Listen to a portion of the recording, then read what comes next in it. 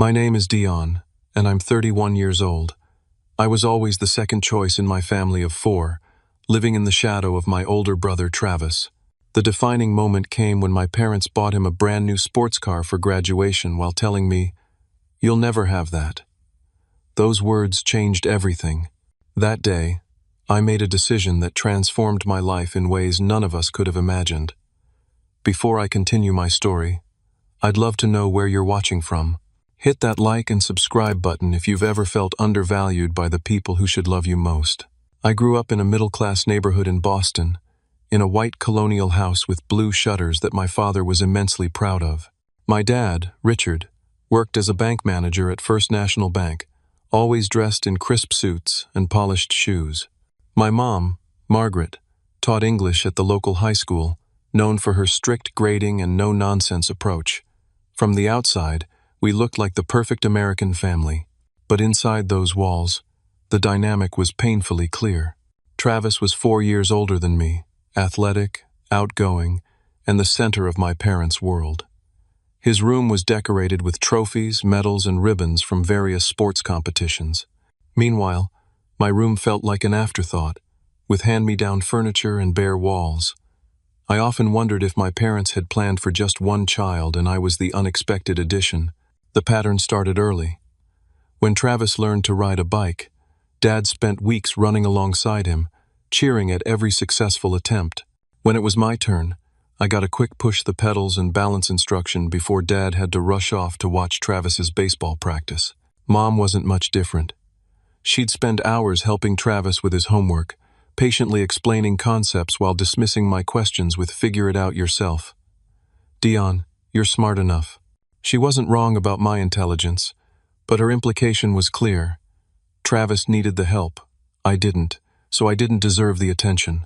My 10th birthday remains etched in my memory as the clearest example of where I stood in our family hierarchy. I had been looking forward to it for weeks, dropping hints about a small party with a few friends from school. Mom had nodded distractedly, saying, "We'll see, honey."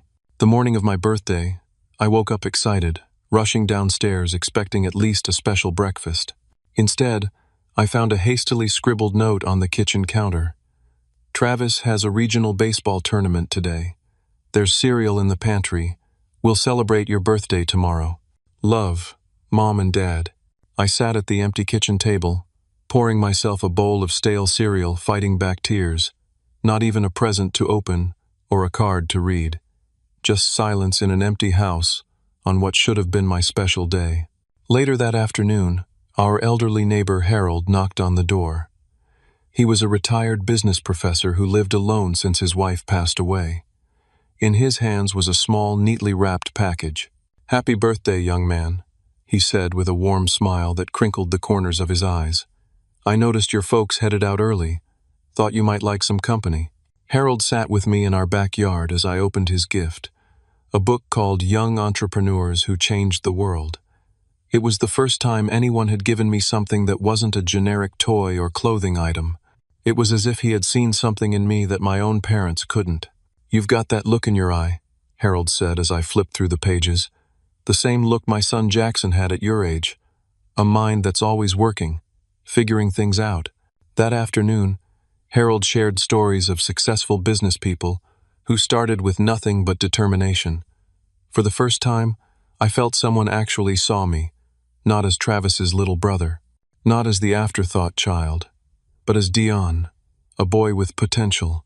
When my parents finally returned home that evening, Travis was buzzing with excitement about his team's victory. No one mentioned my birthday until I brought it up myself. "Oh, right," Dad said, looking genuinely surprised. "Tell you what, champ, we'll pick up a cake tomorrow."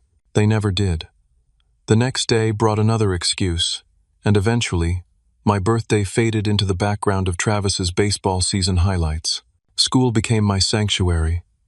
While Travis struggled to maintain C grades despite Mom's constant help, I excelled effortlessly. By 5th grade, I was reading at a high school level and completing math problems years ahead of my classmates. When I brought home straight-A report cards, Mom would glance at them and say, "That's nice, Dion," before returning to whatever she was doing. Dad would sometimes ruffle my hair and mutter "smart kid" before asking Travis about his latest game. I tried showing interest in sports to connect with my dad, joining the basketball team in 6th grade. I wasn't naturally athletic like Travis, but I practiced relentlessly. At my first game, I scored 12 points and felt a surge of hope when I looked into the stands. But there was no one there cheering for me. Later, I learned Dad had taken the day off to drive Travis to a baseball showcase 3 hours away. By the time I turned 13, I had stopped expecting my parents to show up or show interest. Instead, I channeled my energy into academics and my growing fascination with business and entrepreneurship, inspired by Harold's birthday gift years earlier. I started reading business magazines, following stock markets, and dreaming of starting my own company someday. When I shared these ambitions at dinner one night, Travis laughed so hard he nearly choked on his meatloaf. "You?" he sputtered between laughs. "Running a business?"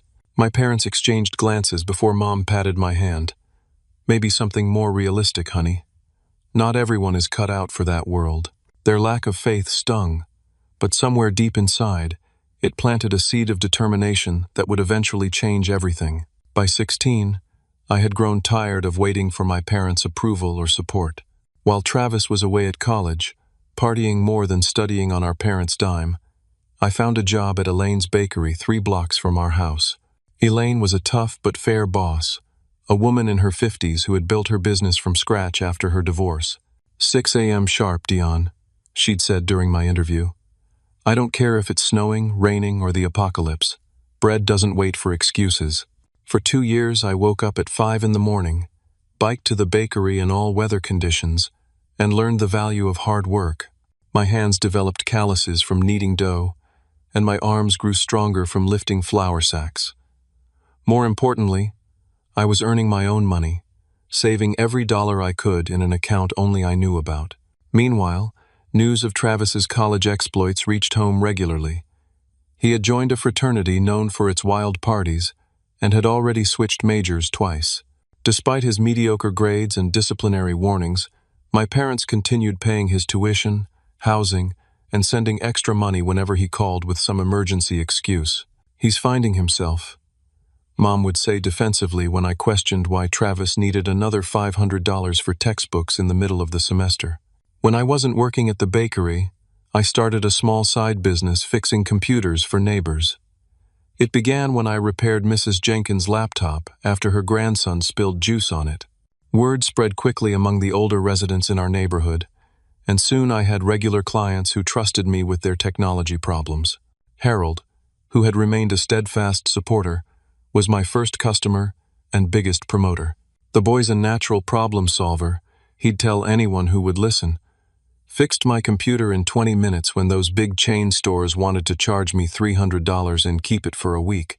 As my little business grew, I realized I needed to invest in better tools and parts to expand my services. One evening, I approached my parents with a carefully prepared presentation about my business plan, complete with projections and a request for a $500 loan to buy equipment. "I'll pay it back with interest within 6 months, I promised, showing them my meticulous records of earnings and expenses. Dad barely looked at my spreadsheets before shaking his head. "Dion, this is a cute hobby, but don't you think you should focus on school instead of these little projects?" "But Dad, I have a 4.0 GPA. This isn't distracting me from school. It's teaching me real-world skills." Mom sighed, setting down her coffee mug. "Honey, we just don't have extra money for this. Travis's fraternity is having some issues, and we need to help him with housing next semester." "What kind of issues?" I asked. The uncomfortable glance between my parents told me everything. Travis had gotten into trouble again, probably property damage during a party, and they were bailing him out. "Just focus on getting into a good college," Dad said, effectively ending the conversation. "Don't waste time dreaming about being some tech entrepreneur. That's not realistic for someone like you." Someone like me. Those words echoed in my head for days afterward. It was around this time that Harold introduced me to his son, Jackson, who was visiting from New York. Jackson had built a successful marketing agency from scratch, and now employed over 30 people. Meeting him was like seeing a possible future version of myself. Dad tells me you've got the entrepreneurial bug, Jackson said as we sat in Harold's backyard. He was in his early 30s, confident but not arrogant, dressed casually in clothes that I could tell were expensive without being flashy. I'm trying, I replied, suddenly feeling childish about my small computer repair service. Everyone starts somewhere, Jackson assured me, seeming to sense my insecurity. My first business was walking dogs in college, made $20 a day and thought I was rich. Over the next few hours, Jackson shared stories about his failures and successes, offering practical advice that no business book had taught me. Before he left, he gave me his card. Call me anytime you have questions. And remember, the people who tell you what you can't do are usually the ones who couldn't do it themselves. My relationship with Travis grew increasingly strained during his visits home from college. He seemed to resent that I was developing my own identity rather than living in his shadow. Still playing computer repairman? He'd mock whenever he saw me working on someone's laptop. Real impressive, bro. I'm sure the ladies love a guy who smells like thermal paste. One Thanksgiving break, Travis brought home his girlfriend Jessica, a sorority girl with perfect hair and a constant pout. At dinner, while I was telling Harold about a particularly challenging computer recovery I'd managed, Travis interrupted. God, Dion, nobody cares about your nerd hobby. Jessica and I are going to Europe this summer with some friends. Dad, we need to discuss the budget for that. I looked at my parents, expecting them to at least acknowledge the rudeness. But Mom was already asking Jessica which countries they planned to visit, while Dad nodded approvingly. The final straw came during my high school graduation. Despite being valedictorian with a full scholarship to State University, my moment was overshadowed once again. My speech was scheduled for 10 in the morning, but Travis had a semi-important soccer game at 11 in a city 45 minutes away. We're so proud of you, Mom said the night before, not quite meeting my eyes. But we might have to slip out right after your speech to make it to Travis's game on time. You understand, right? This scout could really be important for his future. I stood at the podium the next morning, delivering my carefully prepared speech about perseverance and self-belief to an auditorium full of families. As I spoke, I watched my parents check their watches repeatedly. They didn't even stay for the diploma ceremony, rushing out as soon as I returned to my seat. Harold was there, though, along with Elaine from the bakery and several of my computer repair clients. They cheered loudly when my name was called, and Harold took photos that he later framed for me. Their loss, he said simply as he hugged me after the ceremony. Some people can't recognize gold even when it's right in front of them. The summer after my high school graduation was a turning point. I had been accepted to State University with a partial scholarship that covered about 70% of my tuition. It wasn't my dream school, but with my savings from the bakery and my computer repair business, I figured I could manage the rest without going into too much debt. Meanwhile, Travis was graduating from college after 5.5 years, with mediocre grades and a degree in communications that he'd settled on after switching majors 3 times. Despite his academic performance being nothing special, he'd secured a job at Wilson Marketing, a firm where Dad's college roommate was a senior partner. My parents decided to throw a lavish graduation party for Travis at our house.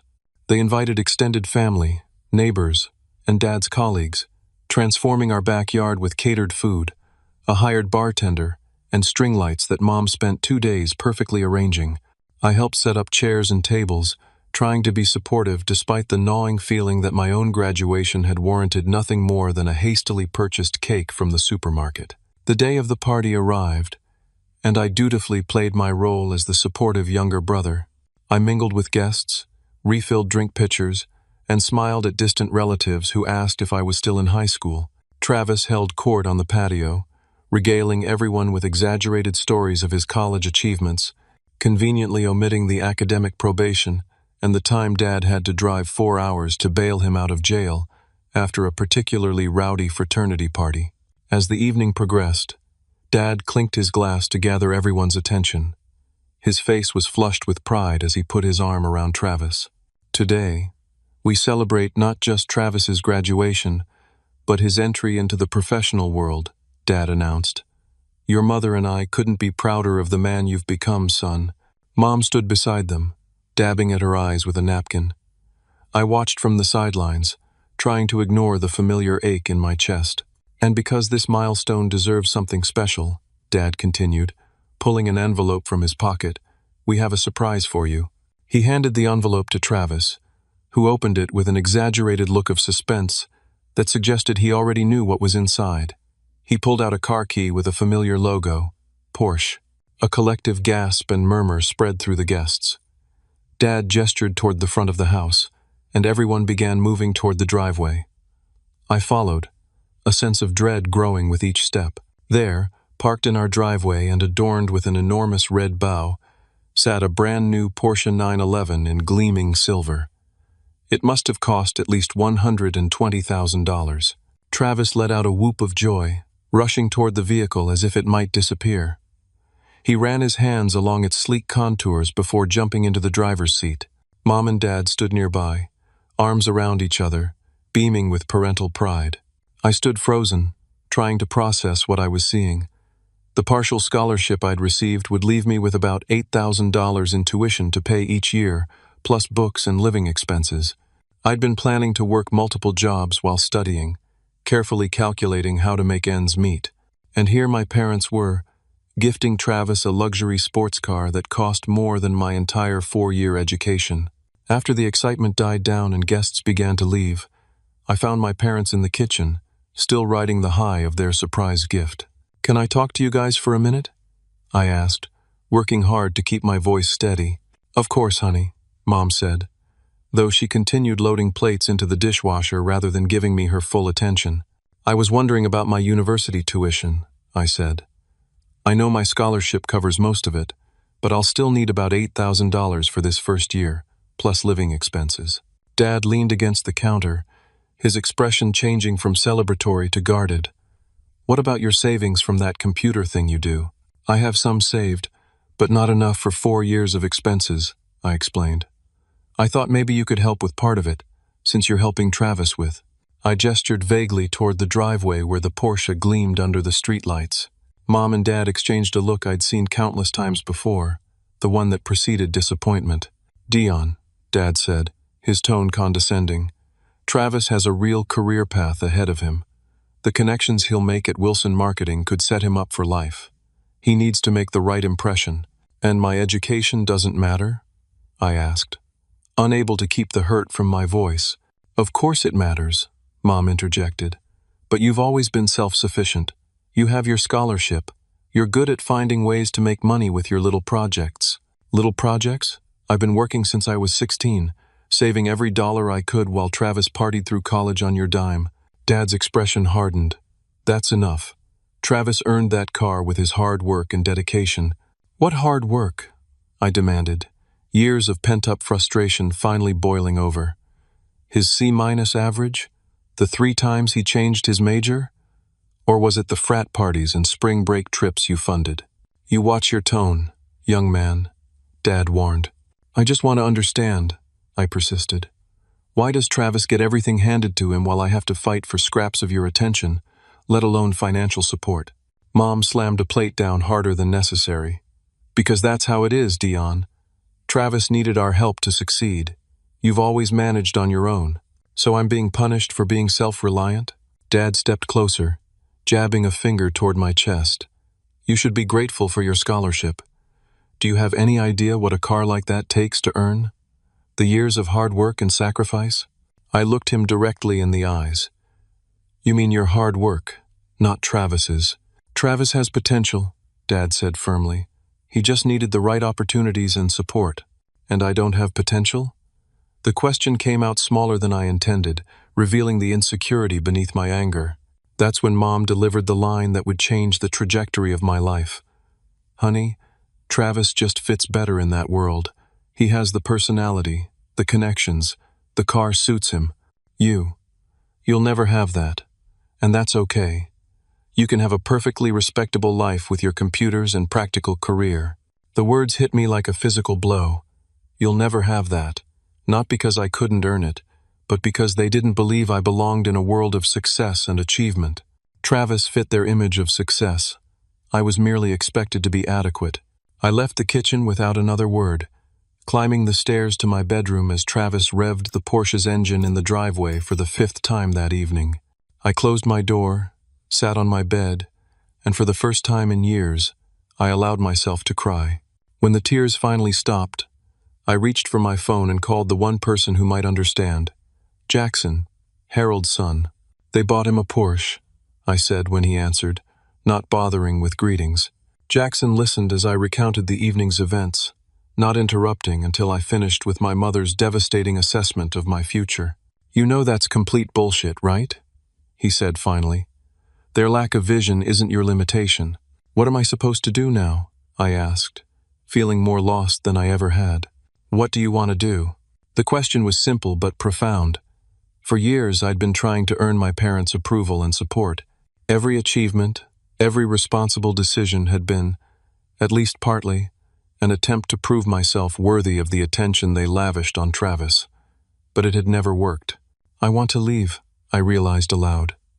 I want to go somewhere where no one's comparing me to Travis or setting limits on what I can achieve. Then that's what you do, Jackson said. My apartment in New York has a spare room. It's nothing fancy, but it's yours if you want it while you figure things out. That night, after everyone was asleep, I packed 2 suitcases with my essential belongings. I wrote a brief note explaining that I needed space to define my own path, left it on my pillow, and slipped out of the house that had never truly felt like home. As I waited at the bus station for the first morning bus to New York, watching the sunrise paint the sky in shades of possibility, I made a promise to myself. Someday, I would prove them wrong. Not for revenge, but for the scared kid inside me who had always believed he was somehow less deserving than his brother. New York City was nothing like Boston. It was louder, faster, and infinitely more intimidating. Jackson met me at the bus station, his confident smile a welcome sight amidst the chaos of Port Authority. Welcome to the jungle, he said, taking one of my suitcases. First rule: never make eye contact with people talking to themselves on the subway. Jackson's apartment was in Brooklyn, a 4th-floor walk-up in a neighborhood that was just beginning its transition from gritty to trendy. The spare room he'd offered was barely larger than a closet, with just enough space for a twin mattress and a small desk. But it had a window overlooking a courtyard with a single determined tree growing between concrete slabs, which felt oddly symbolic. It's not much, Jackson admitted, but the rent is cheap, and it's yours as long as you need it. My plan had been to transfer my scholarship to a university in New York, but I quickly discovered that wasn't so simple. Out-of-state tuition was significantly higher, and my scholarship wouldn't transfer. I would have to start from scratch. Reality set in fast. Within a week, I had taken a job as a barista at a coffee shop near NYU, working the 5 a.m. opening shift. The pay was minimal, but the tips were decent, and I could study during slow periods. By the second week, I'd added an evening job waiting tables at an Italian restaurant in Midtown. Between shifts, I attended community college classes, starting with basic requirements that would transfer to a 4-year university once I could afford it. The days were long, and sleep became a luxury, but there was a strange freedom in the struggle.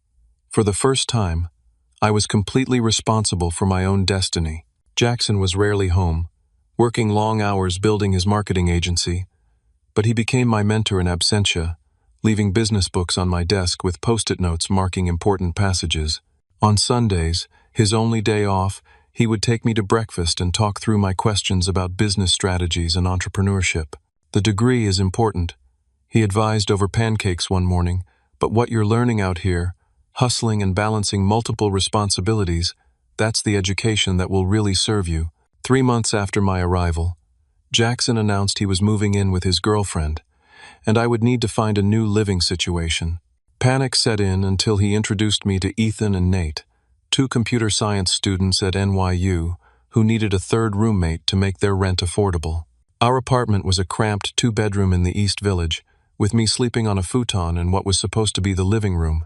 Ethan was a coding prodigy who spent most nights bathed in the blue light of his monitor, while Nate was a more social creature who brought an endless stream of friends and potential love interests through our tiny space. Despite the constant noise and lack of privacy, living with them expanded my world. Through Ethan, I deepened my knowledge of programming beyond the basics I'd learned fixing computers. Nate, despite his partying, was brilliant at networking and introduced me to a diverse crowd of ambitious young people. It was at one of Nate's impromptu gatherings that I met Sophia, a finance major with a sharp mind and sharper tongue. She was debating economic policy with a group of guys who looked increasingly uncomfortable as she dismantled their arguments. The invisible hand of the market isn't so invisible when you actually study who benefits, she was saying as I edged closer to listen. Later that night, we ended up sharing the fire escape, both seeking a moment of quiet. "You're not from New York," she stated rather than asked, her eyes appraising me. "Boston," I confirmed. "Well, technically a suburb, but close enough. And let me guess, you're another aspiring entrepreneur who thinks he'll be the next tech billionaire?" I laughed. I'd settle for making enough to afford a bedroom with an actual door. Something about my answer seemed to lower her defenses. We talked until sunrise, about economics, technology, and our families. Hers were Korean immigrants who had sacrificed everything for her education and expected nothing less than perfection in return. Different cultural background, same crushing pressure, she observed when I shared a sanitized version of my family dynamic. Sophia became a regular presence in my life, first as a friend, then as something more. She was brilliant, driven, and believed in me in a way few people ever had. On nights when the exhaustion of working multiple jobs while studying full-time threatened to overwhelm me, her unwavering conviction that I could succeed kept me going. By my second year in New York, I had managed to save enough to transfer to a 4-year college, still working both jobs to make ends meet. It was during an economics class that the idea for my first real business began to take shape. The most successful businesses identify a genuine need and fill it, our professor explained, preferably a need that current market solutions are overlooking. Looking around at my fellow students, many of whom were juggling jobs and studies like me, I realized there was an untapped opportunity. Students needed flexible work that accommodated their changing schedules, and local businesses needed reliable, short-term help without the commitment of hiring permanent employees. I began sketching out a platform that would connect students with local businesses for shift work, event staffing, and short-term projects. The idea consumed me. I spent every spare moment researching similar services, learning about app development, and refining the concept. Ethan, intrigued by the technical challenges, offered to help build the initial prototype. Nate, seeing the potential, began informally polling business owners he knew through his extensive network of contacts.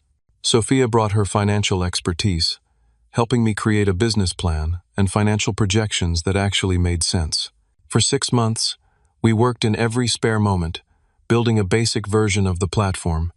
We named it ShiftLink and began testing it with a small group of students and local businesses around NYU.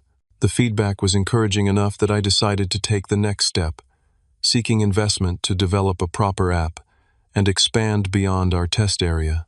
The reality of pitching to investors was far more brutal than I had anticipated.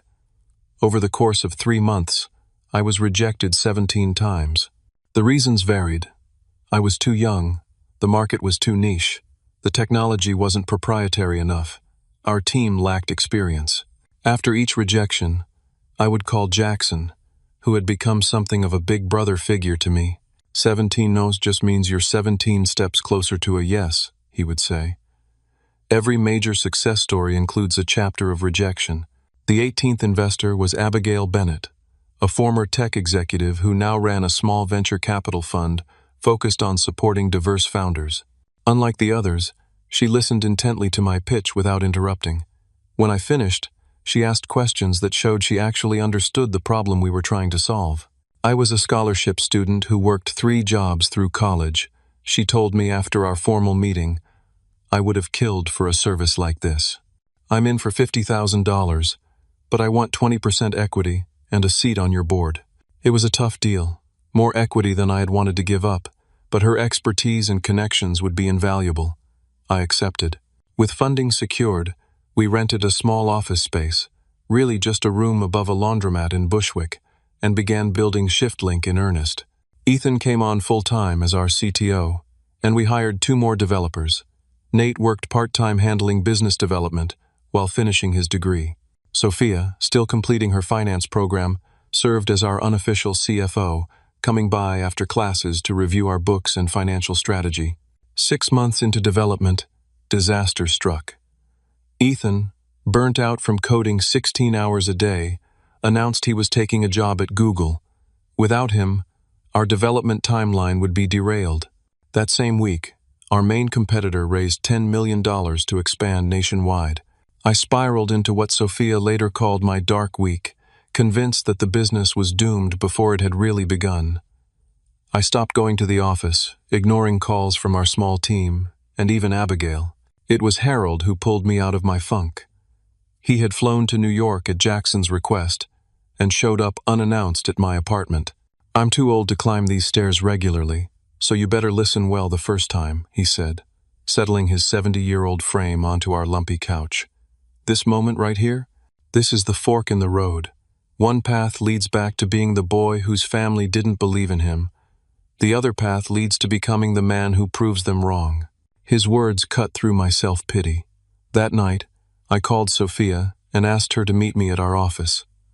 Together, we mapped out a new development strategy. We would scale back some features, prioritize others, and I would learn enough coding to help bridge the gap until we could hire a replacement for Ethan. For the next 2 months, I slept an average of 4 hours a night, dividing my time between coding tutorials, business operations, and occasional classes. I dropped out of several courses, deciding that completing my degree would have to wait.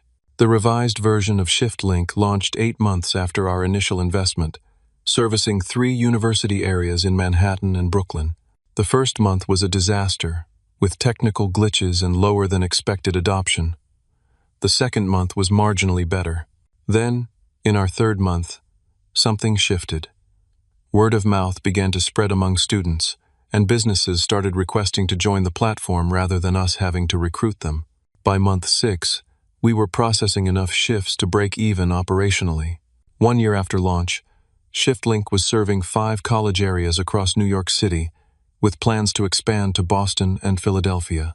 We had grown to a team of 12 people, moved to a real office in Chelsea, and raised an additional $500,000 in funding, at a valuation that made my initial stake worth over $1 million on paper. I was 23 years old, a college dropout with a growing company, and for the first time in my life, I felt like I was exactly where I was supposed to be. By the time I turned 23, ShiftLink had transformed from a scrappy startup into a genuine business. We had 50 employees working from our office in Chelsea, operations in 5 major cities along the East Coast, and a valuation of $5 million after our latest funding round. My life had changed dramatically from those first days in New York. I had moved from the futon in Nate and Ethan's apartment to my own 1-bedroom in a doorman building. It wasn't luxurious by New York standards, but having my own space felt like an incredible achievement. Sophia and I had been dating for nearly 3 years, supporting each other through the grueling demands of building careers in a city that never sleeps. She had graduated with honors and taken a position at an investment bank, working hours almost as brutal as mine. We didn't see each other as much as we wanted, but the time we did have was precious, filled with conversations about our dreams and plans for the future. One evening, as we shared takeout Chinese food on my small balcony overlooking the city lights, Sophia asked the question I'd been avoiding. "Have you spoken to your family at all?" I set down my chopsticks, feeling the familiar twist in my stomach whenever the topic arose. "No," I admitted. "Not since I left. 5 years is a long time, Dion," she said gently. "I'm not saying you need to forgive them, but closure might help you move forward." She was right, as she often was about emotional matters. Despite my success, the wound of my family's dismissal remained raw. I had buried myself in work partly to avoid confronting that pain. The next day, I finally worked up the courage to call home. It was a Tuesday afternoon, and I guessed my mother would be home from school. The phone rang 4 times before she answered with a cautious, "Hello?" "Mom," I said, surprised by how thick my voice sounded. "It's Dion." The silence that followed felt eternal. "Dion," she finally said, her voice a mixture of disbelief and something I couldn't quite identify. "Is that really you? Are you okay?" I'm fine, Mom. Better than fine, actually. I thought it was time to check in. What followed was a stilted conversation, both of us dancing around the circumstances of my departure. She told me Dad was still at the bank, but had been having some health issues, high blood pressure that the doctor was monitoring. Travis, she said, had been let go from the marketing firm 2 years ago and had bounced between jobs since then. He's having a tough time, she said, lowering her voice as if Travis might overhear, though I gathered he wasn't living at home. The economy's been difficult, and you know how sensitive he can be to criticism. I bit back the urge to point out that Travis had never faced real criticism in his life, at least not from them. What about you? She asked. Where have you been all this time? We tried to find you, you know. Your father called some of your friends, but nobody seemed to know anything. I gave her a condensed version of my life since leaving home, omitting both the hardest struggles and the extent of my success. I wasn't ready to share those details yet. I'm in New York, I concluded. I started a company connecting students with part-time work. It's going well. A company? She repeated, sounding genuinely surprised. You mean you own a business? Yes, Mom. I'm the founder and CEO. There was another pause, and I could almost hear her recalibrating her perception of me. That's wonderful, Dion. Your father will be so surprised. The way she said it made it clear that surprised was an understatement. They had never expected me to amount to much. Maybe we could see you, she suggested tentatively. We could come to New York, or you could visit home. It's been so long. I wasn't ready for that. Let me think about it, Mom. This was a big step, just making this call. Of course, she backpedaled quickly. Whatever you're comfortable with, just don't disappear again, okay? Despite everything, we do care about you. After hanging up, I sat at my desk for a long time, emotions swirling. Part of me wanted to believe her, to think that they had missed me and regretted the way things had ended. Another part, the wounded boy who had left home with nothing but 2 suitcases and a head full of determination, remained skeptical. I called Sophia to tell her about the conversation. I don't know what I was expecting, I confessed. Some grand apology, maybe? Instead, it was like talking to a distant acquaintance. Relationships take time to rebuild, she reminded me. This was just a first step. Over the next few months, I exchanged occasional phone calls with my mother.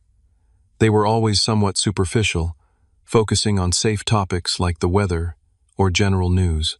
My father never came to the phone, though Mom assured me he was glad to know I was doing well. During one call, I suggested that perhaps they'd like to visit New York and see the company I had built. There was a pause before Mom replied. Oh, that would be lovely, but your father's so busy at the bank right now, and I've taken on extra tutoring hours. Perhaps another time? It was the same pattern as always, just with more polite excuses. They still couldn't make time for me or my achievements. The realization was both painful and liberating. I decided then to stop seeking their approval or recognition. I would maintain basic contact out of respect for the family connection, but my energy and emotional investment would go toward the people who had actually supported me. Sophia, Jackson, Harold, and the team I'd built at ShiftLink. With this resolution, I threw myself even more completely into growing the company. We expanded to Chicago and Miami, doubled our tech team, and began developing more sophisticated algorithms to better match students with appropriate opportunities. As we approached our 5th anniversary, ShiftLink had become the leading platform of its kind on the East Coast, with over 200,000 students and 15,000 businesses using our service. Our revenue had grown exponentially, and we were finally consistently profitable. It was around this time that I received an unexpected email from William Hayes, the founder of Job Connect, one of the largest employment platforms in the country. He wanted to meet to discuss potential synergies between our companies. Sophia helped me prepare for the meeting, running through possible scenarios and coaching me on negotiation tactics. Remember, you've built something valuable, she emphasized. Don't let them intimidate you with their size or resources. The meeting took place at an upscale restaurant in Midtown. William Hayes was in his 50s, with silver hair and the confident demeanor of someone used to getting his way in business dealings. "I'll cut to the chase," he said after we'd ordered. "Your platform has impressive penetration in the college market, a demographic we've struggled to capture effectively. We're interested in acquiring ShiftLink to integrate into our broader service offering." He named a figure that made me nearly choke on my water. $30 million. "I'd need to discuss this with my team and investors," I managed to say, maintaining a composed exterior, despite my racing heart. "Of course," he nodded. "Take a week to consider, but know that this offer won't be on the table indefinitely." The decision wasn't easy. ShiftLink was my creation, my redemption story, the proof that my parents had been wrong about me. Selling felt like giving up a part of my identity.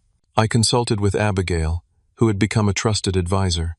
"Sometimes the greatest entrepreneurial skill is knowing when to exit," she counseled. "This offer values the company fairly, and the resources of Job Connect could help your platform reach many more students than you could on your own." After days of deliberation, discussions with my team, and many late-night conversations with Sophia, I accepted the offer. The terms included a 2-year transition period where I would continue to lead ShiftLink as a division of Job Connect, ensuring our mission and culture weren't lost in the acquisition. When the deal closed, my share after paying investors and setting aside equity for my team came to just over $12 million. At 25, I had become a millionaire many times over. To celebrate, I took Sophia on a vacation to Italy, a country we'd both always wanted to visit. On our last evening, sitting on the terrace of a villa overlooking the Amalfi Coast, I proposed. The ring was elegant but not ostentatious, much like Sophia herself. "Yes," she said simply, her eyes shining with tears. 1,000 times yes. As we sipped champagne under the Italian stars, I felt a sense of peace I hadn't experienced before. The angry, hurt young man who had left Boston 5 years earlier had transformed into someone I was proud to be. For the first time, I was excited about the future, not because of what I had to prove, but because of what I wanted to build, and who I wanted to build it with. 4 years passed in what felt like the blink of an eye. After completing my 2-year commitment with Job Connect, I had used my experience and capital to launch a venture capital firm specializing in startups founded by people from underrepresented backgrounds. We called it Outsider Ventures, a nod to my own journey as someone who had succeeded despite being told I didn't belong. The firm had quickly built a reputation for not just providing funding, but also mentorship and connections to founders who typically struggled to access traditional venture capital networks. We had invested in 27 companies across various sectors, from healthcare technology to sustainable agriculture, and our portfolio was performing exceptionally well. Sophia had left her banking position to join me as a partner, bringing her sharp financial acumen and strategic thinking to our investment decisions. We had married in a small ceremony, attended by our closest friends, including Jackson and Harold, who at 77 insisted on dancing until midnight. Our life together had settled into a comfortable rhythm of work and leisure. We had purchased a penthouse apartment in Tribeca, with views of the Hudson River, and a weekend home in the Catskills, where we could escape the city's intensity. While we weren't flashy with our wealth, we enjoyed the freedom it provided to live and work on our own terms. One indulgence I had allowed myself was the purchase of a private jet, a Gulfstream G650. The decision wasn't made lightly, but as our investments required increasingly frequent travel across the country and internationally, it made practical sense. More importantly, perhaps, it represented a final, tangible symbol of how far I had come from the boy who had been told he would never have that. It was this aircraft that led to the most unexpected reunion of my life. I was returning from a series of meetings with portfolio companies in California, landing at a private airfield outside Chicago where we needed to refuel before continuing to New York. While the plane was being serviced, I decided to stretch my legs in the small terminal building. The facility was modest, primarily serving business travelers and the occasional celebrity passing through. As I walked toward the coffee shop, a familiar voice stopped me in my tracks. "Dion? Dion Fitzgerald? Is that you?" I turned to find Travis standing a few feet away, looking both shocked and uncomfortable.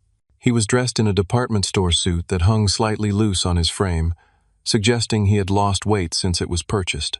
His hair was thinning at the temples, and fine lines had formed around his eyes, making him look older than his 35 years. "Travis," I replied, genuinely surprised. "What are you doing in Chicago?" He gestured vaguely toward the main terminal. "Insurance conference. I'm working for Allstate now. Been there about 8 months." His eyes darted past me to where the Gulf Stream sat visible through the large windows. "Is that? Are you on a private flight?" The disbelief in his voice was palpable. "Yes," I answered simply, not elaborating. An awkward silence stretched between us, years of unspoken history creating an almost physical barrier. "You look good," he finally said, his eyes taking in my tailored suit and confident posture. "Mom mentioned you were doing well in New York, but she didn't say." "How's she doing?" I asked, deliberately changing the subject. "And Dad?" "They're okay. Dad retired last year. His blood pressure got pretty bad for a while, but he's doing better now." Travis shifted uncomfortably. "Mom still tutors a few students, mostly to stay busy." He hesitated, then added, "They talk about you sometimes, wondering how you're really doing. The calls with Mom are pretty short, from what she says." I nodded, unsure how to respond. My relationship with my parents had remained distant, limited to brief phone calls on holidays and birthdays. Travis's gaze kept returning to the Gulf Stream. "So what exactly do you do now?" Mom was pretty vague about it. "I run a venture capital firm. We invest in startups." His eyebrows rose. "Venture capital? Like millions of dollars kind of investments?" "Sometimes, yes." The look on his face changed from surprise to something darker, a mixture of envy and bitterness I recognized all too well. "Must be nice," he muttered. "Some people just get all the luck." The comment struck me as so profoundly ironic that I almost laughed. Travis, who had been given every advantage, every opportunity, who had received a Porsche while I received discouragement, was accusing me of being lucky. Before I could respond, Travis pulled out his phone. "You know what? I need to call Mom. She needs to hear about this." To my astonishment, he dialed right there in front of me, putting the phone on speaker as if wanting me to hear. "Mom," he said when she answered. "You'll never guess who I just ran into at the airport. Dion." "Dion?" My mother's voice sounded thin and surprised through the phone speaker. "How is he?" "Oh, he's great," Travis replied, his tone dripping with sarcasm. "He flew in on a private jet." "A private jet, Mom? How did he get that?" The last part came out as an almost childish wail, loud enough that several people in the terminal turned to look at us. There was silence on the other end of the line before my mother's voice returned.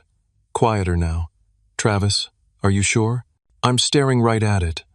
It's got some company name on the side." "What was it again?" He looked at me expectantly. "Outsider Ventures," I supplied, feeling strangely calm despite the surreal situation. "Outsider Ventures," Travis repeated into the phone. "Apparently little brother runs a venture capital firm now, invests millions in companies. Meanwhile, I'm sharing a hotel room with Gary from the Peoria office to save on the conference budget." The bitterness in his voice was so raw, it was almost painful to witness. "Travis, please calm down," my mother urged. "We can discuss this when you get home." "Discuss what?" Travis demanded. "Discuss how you and Dad always said I was the one with the bright future? How you bought me that car because I deserved it? Well, look at us now." I could hear my mother trying to soothe him, but Travis had worked himself into a state of agitated resentment. After a few more exchanges, he hung up abruptly, turning back to me with reddened eyes. "Must feel good," he said, his voice thick with emotion. "Coming back like this, showing everyone how wrong they were about you." Something in his expression, the genuine pain behind the hostility, made me soften. "It wasn't about proving anyone wrong, Travis. It was about proving something to myself." He scoffed, but I could see my words had landed somewhere. "Look," I continued, "my plane will be ready to leave in about an hour. Why don't you come aboard? We can talk properly." Travis hesitated, pride visibly wrestling with curiosity. "Why would you want that? So you can rub your success in my face some more?" "No," I said sincerely. Because despite everything, you're still my brother. After a moment's consideration, Travis nodded stiffly. Aboard the Gulfstream, seated in the plush leather seats with drinks in hand, the facade Travis had been maintaining began to crumble. I've made such a mess of my life, he admitted, staring into his whiskey. Nothing ever worked out the way Mom and Dad said it would. The marketing job? I got fired after 2 years for missing deadlines. Then it was one mediocre position after another. I listened as he detailed his professional disappointments, failed relationships, and growing sense of inadequacy. The golden child had discovered that the real world didn't grade on the curve his parents had established. The worst part, he continued, his voice dropping, is that after you left and started doing well, they changed. They started comparing me to you. Why can't you be more focused like your brother? Dion built a whole company, and you can't even keep a job for a year? The irony wasn't lost on me. That must have been difficult, I said, genuinely sympathetic. It was a complete mindfuck, Travis said bluntly. My whole life, they told me I was the special one, the one with potential. Then suddenly, you're the standard I can't live up to. As Travis talked, my phone rang. Looking at the screen, I saw it was my father calling, undoubtedly having heard from my mother about the encounter. I should take this, I told Travis, who nodded with resignation. Dion. My father's voice was hesitant, lacking the confidence I remembered. Your mother told me you ran into Travis. Yes, we're actually talking right now, I replied. She also mentioned, a private jet? That's correct. There was a pause. I think we need to talk, son. Really talk, as a family. Would you be willing to come home for a visit? It was the first time in nearly a decade that my father had directly asked me to return home. The request hung in the air, weighted with unspoken apologies and regrets. I'll think about it, I said finally. But I need to know it would be different this time. It would, he assured me quickly. We've changed, Dion. Seeing how you've succeeded despite how we treated you. We've had to do a lot of soul-searching. After ending the call, I turned back to Travis, who was watching me with a complex expression. They want you to come home, don't they? He guessed. I nodded. Are you going to go? It was a question I had been asking myself from the moment I recognized Travis in the terminal. Was I ready to revisit the source of so much pain? Was there any point in reopening those old wounds? Looking at my brother, seeing the genuine vulnerability beneath his resentment, I made my decision. Yes, I said. I think it's time. 1 month after my unexpected reunion with Travis, Sophia and I landed in Boston with our 2-year-old son, Leo. The decision to bring Leo to meet his grandparents for the first time had been difficult. Part of me wanted to shield him from people who had rejected me, but Sophia gently reminded me that healing sometimes requires taking risks. This is as much for you as it is for them, she said as our rental car approached the familiar neighborhood where I'd grown up. Whatever happens today, we'll face it together. The house looked smaller than I remembered. The blue shutters faded to a pale periwinkle. The front yard, once Dad's pride with its meticulous landscaping, showed signs of neglect, with overgrown shrubs and patchy grass. Ready? Sophia asked, squeezing my hand after we'd parked in the driveway. I nodded, though the knot in my stomach suggested otherwise. Mom opened the door before we could ring the bell. She had aged considerably in the decade since I'd last seen her, her once dark hair now completely gray, deep lines etched around her eyes and mouth. She stood frozen for a moment, taking in the sight of us, her eyes filling with tears. You came, she whispered, as if speaking too loudly might make us disappear. Her gaze moved to Leo, who was half hidden behind Sophia's legs. And this must be your grandson, I confirmed. Leo, this is your grandmother. Mom pressed a hand to her mouth, overcome with emotion. Behind her, Dad appeared in the hallway, looking thinner and frailer than the imposing figure of my childhood. His hair had receded significantly, and he moved with a slight stoop that hadn't been there before. Dion, he said, his voice rough. Thank you for coming. The initial moments were awkward, filled with tentative hugs and careful small talk. We moved to the living room, where I noticed several of my academic awards from high school had been framed and displayed prominently. something that had never happened when I actually lived there. Travis arrived shortly after us, having driven in from his apartment in a neighboring town. He seemed more composed than he had been at the airport, greeting Sophia warmly and getting down on one knee to introduce himself to Leo. Over lunch, which Mom had prepared with obvious effort, the conversation remained superficial until Leo needed a nap, and Sophia offered to take him upstairs to my old bedroom, which Mom had prepared with a portable crib. Once they were gone, the air in the dining room grew heavy with unspoken words. "I think we need to address the elephant in the room," I finally said. "The last time we were all together in this house, you bought Travis a Porsche and told me I'd never have what he had." Mom flinched as if I'd physically struck her. Dad's gaze dropped to his plate. "We were wrong," Dad said simply, looking up to meet my eyes directly. "So terribly wrong, and not just about that car, about everything. We thought we were doing what was best," Mom added, her voice trembling. "Travis seemed to need more support, more encouragement. You were always so self-sufficient, so capable. So you punished me for it," I stated flatly. "Yes," Dad admitted, surprising me with his directness.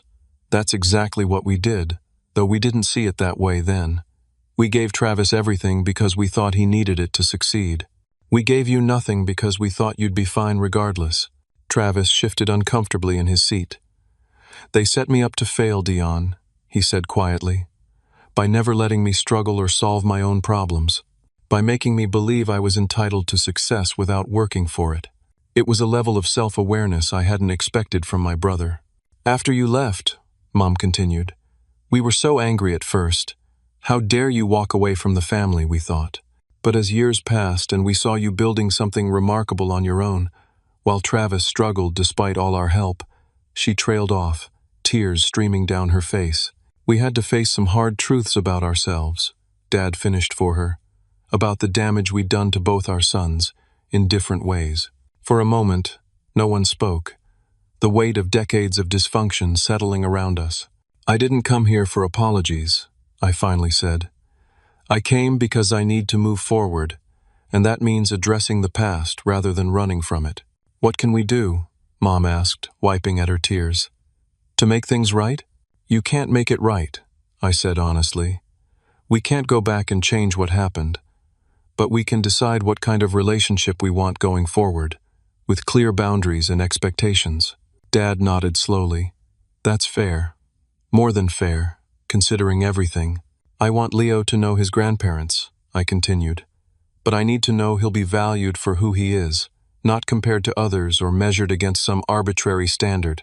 "We would never," Mom began, then stopped herself. "We will do better, with both of you, and with Leo." Travis had been quiet for most of the conversation, but now he leaned forward. "There's something I need to say too," he addressed me directly. "I was jealous when I saw you at the airport with that plane, but I was also proud. Proud that my little brother had accomplished so much, even though everyone, including me, told him he couldn't." His sincerity caught me off guard. The brother who had mocked my ambitions and belittled my efforts was acknowledging my success without resentment. "I've been thinking a lot since Chicago," Travis continued, "about how I've been blaming everyone else for my failures. Mom and Dad for spoiling me, you for making me look bad by comparison, the economy, bad bosses, whatever. But the truth is, I never really tried, not the way you did." "It's not too late to start," I told him. "That's actually what I wanted to talk to you about," Travis said. "I don't want handouts or charity, but I could use some guidance, some real mentorship about how to build something meaningful." It was the last thing I had expected from this reunion, my brother asking for my help rather than my parents'. "I'd be happy to," I found myself saying, realizing I meant it. "But I should warn you, I'm a demanding mentor. Just ask any of the founders in our portfolio." For the first time that day, the tension in the room broke as Travis laughed. I would expect nothing less from the overachiever of the family. As the afternoon progressed into evening, we began the delicate process of redefining our family relationships.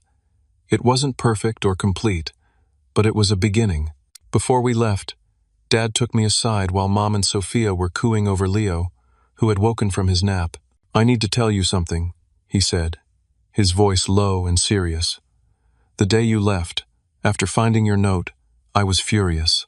I said terrible things about you, convinced myself you were being ungrateful and dramatic. He paused, gathering himself. 3 years later, when news of your first company's success reached us, I realized the magnitude of what we had done. We had a brilliant, determined son, and instead of nurturing that, we crushed it at every opportunity. His eyes, so similar to my own, filled with tears. I don't expect forgiveness, Dion, but I want you to know that my greatest regret in life is not seeing who you really were when it mattered most. The raw honesty of his confession moved me more than any apology could have. I did forgive you, Dad, I told him. Years ago. Not for your sake, but for mine. Carrying that anger was weighing me down, keeping me tethered to the past. He nodded, understanding. You're a better man than I ever was. No, I corrected him gently. Just a different one. The drive back to our hotel that evening was quiet, both Sophia and I lost in our own thoughts. Leo had fallen asleep in his car seat, his peaceful face illuminated occasionally by passing streetlights. What are you thinking? Sophia finally asked, her hand resting lightly on my arm. About healing, I replied. How it's rarely the dramatic, cathartic moment we imagine. It's messy and incomplete and ongoing. She nodded. Are you glad we came? Yes, I said after a moment's reflection. Not because everything is fixed, but because I'm no longer defined by their rejection. That part of my story is just that, a part, not the whole. In the weeks and months that followed, we established a new, cautious relationship with my parents. They visited us in New York, marveling at our home and the life we had built. I helped Travis develop a business plan for a consulting firm focused on helping small businesses implement effective insurance strategies, combining his industry knowledge with my entrepreneurial experience. The most profound change, however, was within myself. The wounded young man who had left Boston with nothing but determination had finally made peace with his origins. The words, "You'll never have," that no longer echoed in my mind during moments of accomplishment or doubt. I channeled this healing into creating a scholarship program through Outsider Ventures, specifically designed for students who, like me, had the drive and talent but lacked family support or resources. The Outsider Scholarship provided not just financial assistance but mentoring and internship opportunities. At the inaugural scholarship ceremony, standing before 20 bright-eyed recipients who reminded me so much of myself at that age, I shared my story publicly for the first time. The most valuable lesson I've learned, I told them, is that other people's limitations are not your reality. When someone says you can't do something, they're telling you about their boundaries, not yours.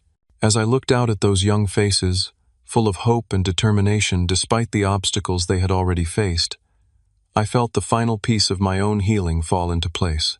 The words that had once driven me from my home had ultimately driven me to create something meaningful, not just for myself, but for others who needed to know their worth wasn't determined by those who should have valued them most. Sometimes, rejection becomes our greatest redirection. Sometimes, the words "you'll never have" that become the very fuel that propels us to heights even we couldn't imagine. But the true success isn't in proving others wrong. It's in living fully aligned with your own potential and purpose. Have you ever experienced someone underestimating you or telling you that you couldn't achieve something? How did you respond to that challenge? I'd love to hear your stories in the comments below. And if this journey resonated with you, please hit that like button, subscribe to hear more stories of transformation, and share this video with someone who might need a reminder of their own incredible potential. Remember, your worth isn't determined by other people's perceptions, and sometimes the greatest achievements grow from the soil of doubt and dismissal.